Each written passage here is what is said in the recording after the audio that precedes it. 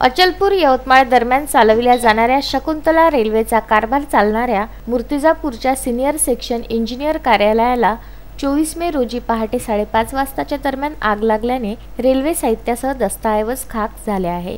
या कार्यालयातून सध्या स्थितीत बंद असलेल्या शकुंतला रेल्वेचा कारभार पाहिला जातो। 3 पत्र्यांनी तयार करण्यात आलेल्या या कार्यालयास पहाटेच्या सुमारास अचानक आग लागली। पहाटे लागलेल्या आगीमध्ये कार्यालयात असलेले रेल्वे संबंधी संपूर्ण दस्तावेज जळून खाक झाले आहे। तर कार्यालयासह कार्यालयीन कामकाजासाठी वापरण्यात येत असलेले 2 संगणक व फर्निचर आगीच्या भक्षस्थानी पडल्याने रेल्वे प्रशासनाचे लाखो रुपयांचे नुकसान झाले आहे। मूर्तिजापूर नगर परिषदेच्या अग्निशमन दलाच्या जवानांनी आग आटोक्यात आणण्यासाठी शर्थीचे प्रयत्न करून आग आटोक्यात आणली, तरी या कार्यालयात महत्त्वाचे दस्तऐवज असल्याने ही आग लावली की लावण्यात आली याबद्दल शंका उपस्थित करण्यात येत आहे।